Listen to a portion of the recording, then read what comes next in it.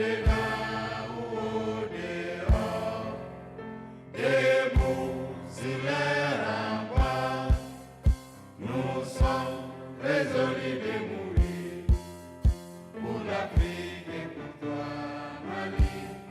Notre drapeau sera liberté pour l'Afrique et pour toi, Mali. Notre combat sera l'unité. Au Mali d'aujourd'hui, au Mali de demain, les chants fleurissent d'espérance, les cœurs vibrent de confiance.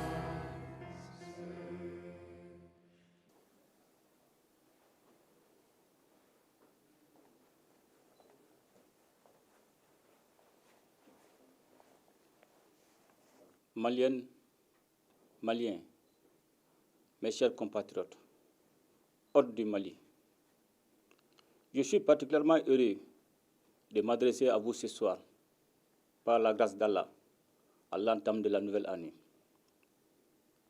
La traditionnelle présentation des vœux de Nouvel An nous offre l'occasion de faire le point de l'année écoulée pour mieux nous projeter dans la nouvelle année. Je voudrais tout d'abord, en cette circonstance, exprimer ma compassion à l'endroit de toutes les Maliennes et de tous les Maliens affectés par les difficultés du moment. Ma pensée va également à l'endroit de nos forces de défense et de sécurité engagées dans la défense opérationnelle du territoire.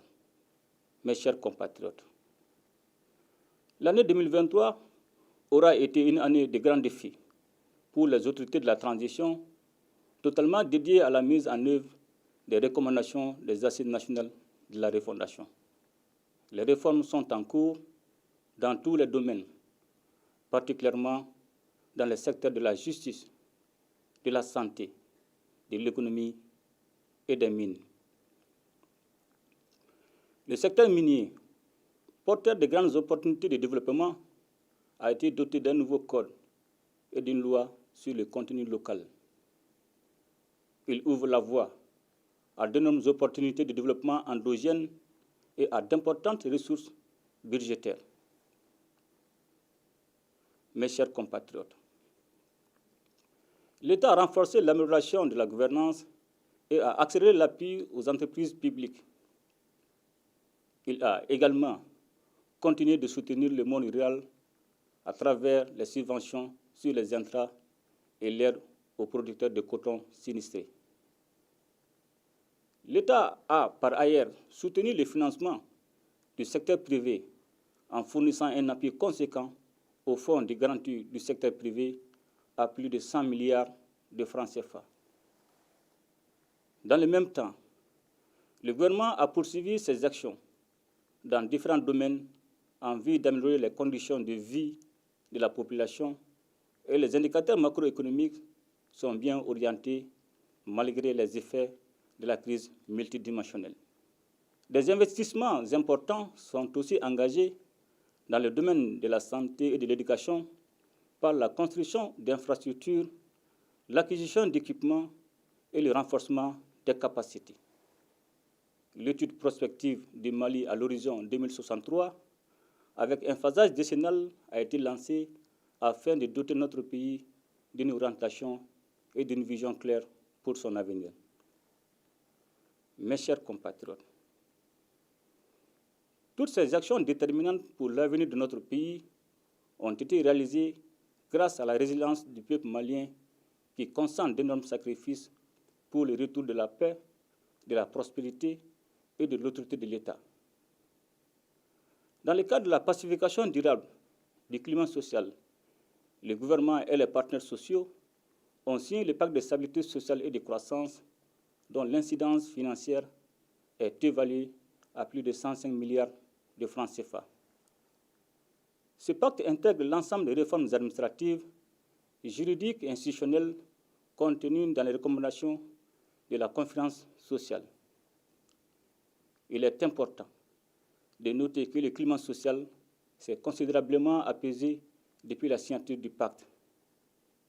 Cet apaisement est à l'actif des partenaires sociaux, dont il convient de saluer le sens élevé du patriotisme.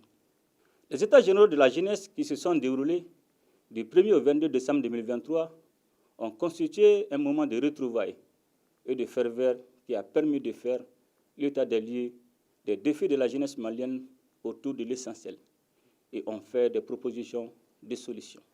Mes chers compatriotes, notre pays est confronté aujourd'hui à une crise aiguë dans la fourniture de l'électricité qui cause des désagréments à la population.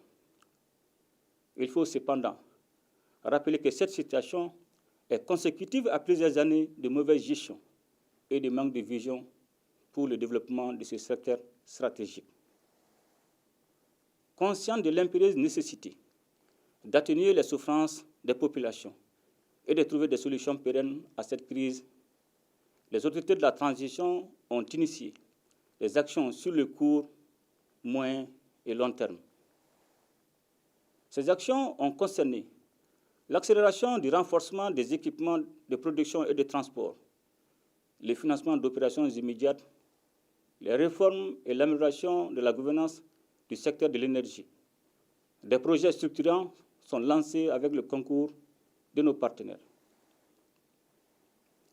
Mes chers compatriotes, les efforts de développement dans lesquels nous sommes engagés resteraient vains si la lutte contre la corruption dans les domaines administratifs et économiques n'était pas menée avec détermination.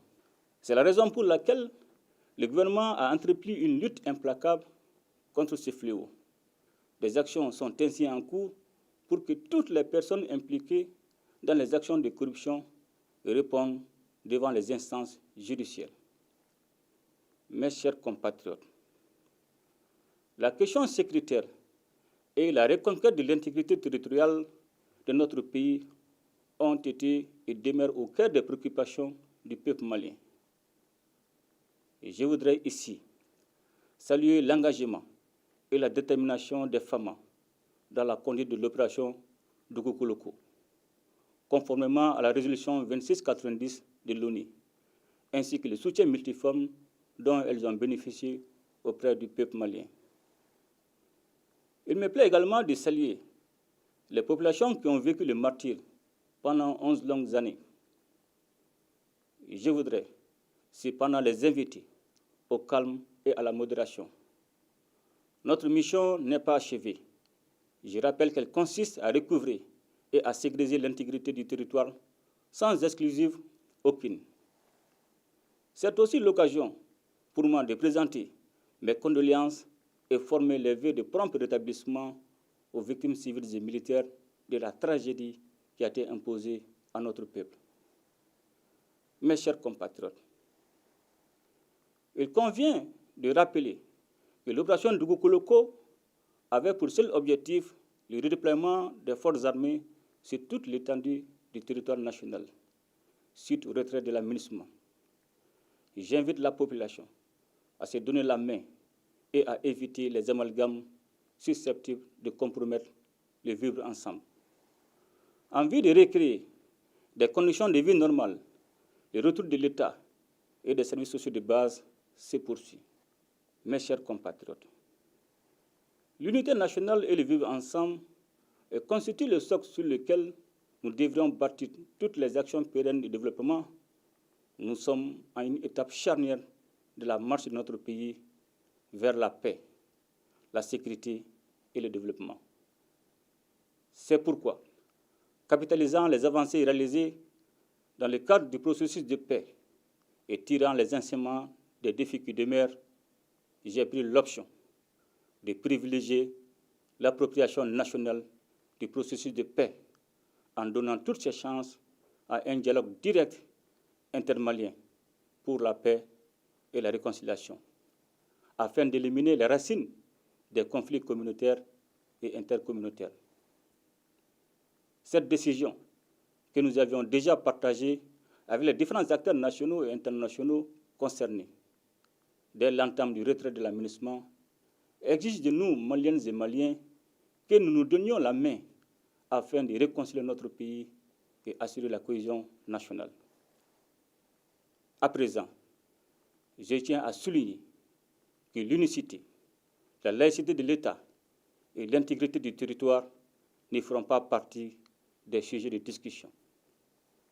Il s'agit en effet de créer les conditions pour que chaque Malienne et chaque Malien puisse s'épanouir dans un environnement marqué par la confiance retrouvée entre les communautés sous la protection de l'État.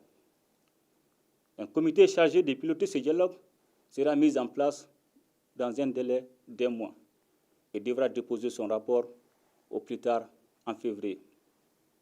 Cependant, la lutte contre les groupes armés terroristes se poursuivra jusqu'à la pacification totale du pays. Sur aucune portion du territoire national, il ne devrait y avoir de la place pour ceux qui ont décidé d'attenter à nos terres et à la vie de nos populations. Mes chers compatriotes, notre pays a incontestablement posé des actions majeures dans les différents secteurs de la vie nationale. Toutefois, nous devons rester vigilants afin de consolider les acquis.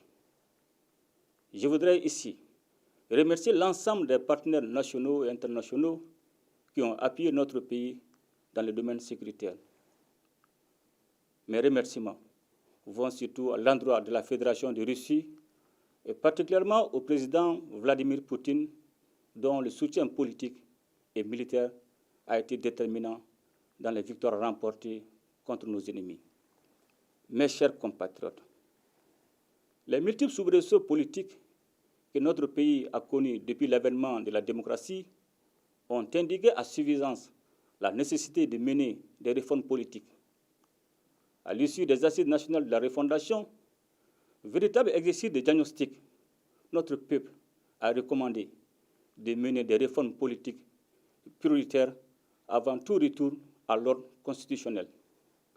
En toute logique, et pour ancrer une véritable démocratie au Mali, nous avons estimé que cette fois-ci, l'ordre constitutionnel désiré par les Maliens devrait être différent des autres, car apaisé et sécurisé. En application de cette vision, nous avons réussi collectivement, entre autres, à relire la loi électorale, à créer un organe unique de gestion des élections et surtout à adopter une nouvelle constitution par référendum consacrant la 4e République après tant d'échecs. Au cours de l'année 2024, les efforts tendant à retourner à un ordre constitutionnel apaisé et sécurisé ne faibliront point. Mes chers compatriotes, dans le cadre du renforcement des relations de fraternité, d'amitié et de solidarité entre les pays confrontés aux mêmes défis, nous avons, en concertation avec les autorités du Burkina Faso et de la République du Niger, décidé de créer le 16 septembre 2023 l'Alliance des États du Sahel. Fondée sur une architecture de défense collective et d'assistance mutuelle, l'AES est désormais une alliance qui vise, d'une part, une intégration politique renforcée, centrée sur l'intégration des peuples, et d'autre part, aspire à créer les conditions nécessaires à un développement socio-économique, financier, harmonieux des 3 États liés par des relations historiques et stratégiques. Grâce à l'AES, nous œuvrons à réaffirmer notre souveraineté et à redonner un sens aux valeurs de solidarité et de fraternité si chères à nos populations. Mes chers compatriotes, c'est dans ce nouveau contexte que nous allons nous atteler à renforcer notre État pour qu'il remplisse ses missions régaliennes au bénéfice de tous afin d'édifier une société juste et équitable, avec plus d'inclusion sociale et de protection des plus vulnérables. Pour ce faire, nous devrions demeurer attachés aux valeurs cardinales de notre société qui sont, entre autres, la bravoure, l'abnégation au travail, le respect du bien public et la solidarité. Mes chers compatriotes, c'est ensemble que nous allons construire un Mali Koura, c'est-à-dire un Mali prospère et uni dans sa diversité. C'est ensemble que nous serons plus forts pour vaincre l'adversité, pour agir efficacement sur notre présent et déterminer en toute souveraineté notre avenir et celui de nos enfants. C'est donc plein de confiance dans les résolutions que nous avons prises ensemble pour la nouvelle année qu'à chacune et à chacun de vous, j'adresse mes vœux de bonne santé, de succès et de bonheur. Bonne et heureuse année 2024 dans un Mali pacifié, stable et prospère. Qu'Allah bénisse le Mali et protège les Maliens. Je vous remercie.